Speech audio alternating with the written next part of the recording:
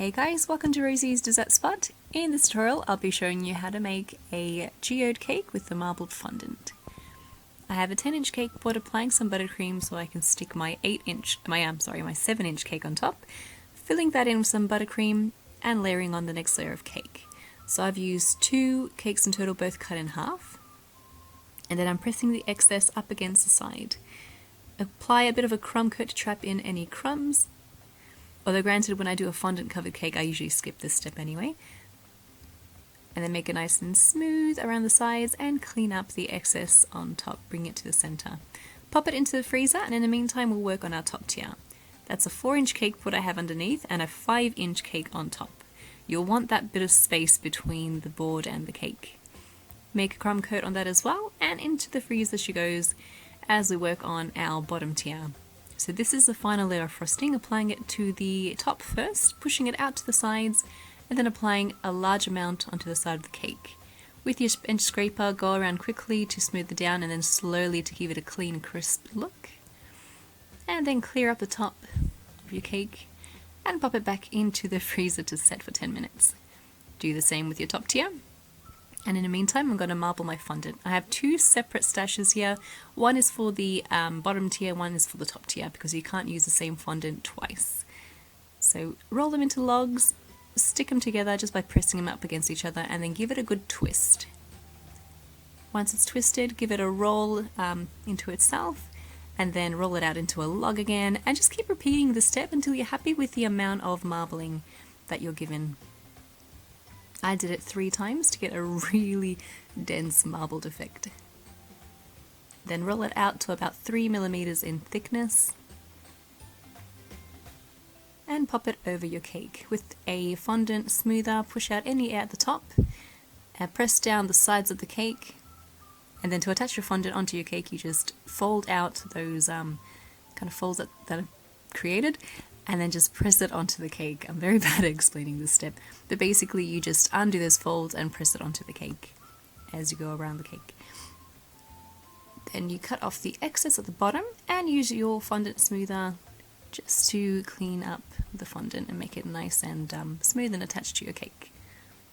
To create the sharp edge, I like to use 2 fondant smoothers and just kind of pinch the fondant going around in circles. And then repeat this step for your bottoms here as well. Now my rock candies, these are called rock candy sticks.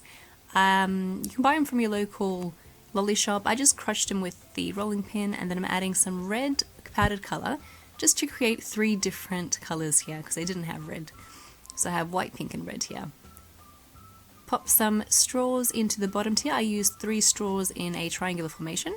Make sure they're nice and flush with the top of the cake, and then attach your top tier onto the cake. You can add a bit of buttercream to stick that on as well if you like.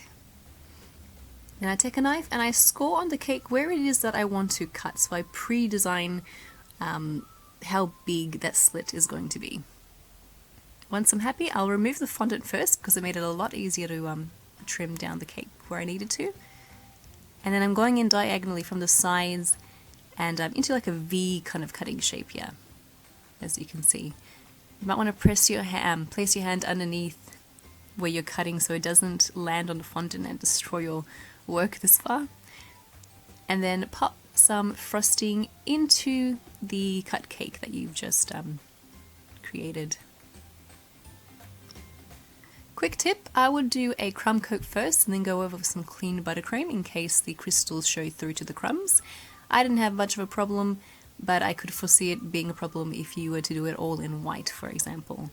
So you might just want to do a bit of a crumb coat first. I'm lining up my darkest color right in the center, just a line, and then my pink alongside it, just around the perimeter, but I'm keeping away from the very edge of that buttercream because I want it to be white on the outside. And then fill in with your white ones all around at the outside, making sure that you cover all your buttercream.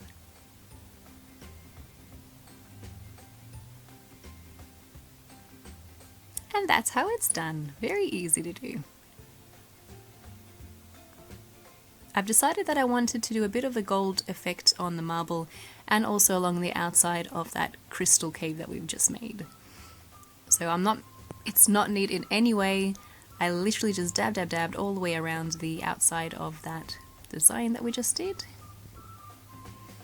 And you can make it as thin or as thick as you want. I personally found that this kind of medium thickness looked really nice. I went over it a second time to make it a little bit thicker. And I also chose to do a couple of lines following the marbled look just around the cake randomly. I also tried to keep to the grey colours as well, following the grey lines, because it gives you a lot better contrast because it's so dark against the gold. As a very final piece of decoration, I have some grey fondant, putting it into my pearl mould, cutting off the excess, and then stretching the mould and pushing with my thumb to release the fondant. Attach it to your cake with a little bit of water, and you're done. And there we have the much requested geode/crystal cake. Thanks guys for watching. I hope you enjoyed this video tutorial, and thank you very much for taking the time, for those of you who wrote to me to let me know what you'd like to see. I know a lot of people wanted to know how to do the whole that fondant, marbled fondant effect. Also wanted to know how to do the geode crystal kind of design. And so it's been really helpful for me because I know what to create and I know what you guys are looking for, so it makes my job a lot easier. Thanks again for watching, and I will catch you on Tuesday. If you like little cake toppers, I do sell those on my website, rosiesdessertspot.com.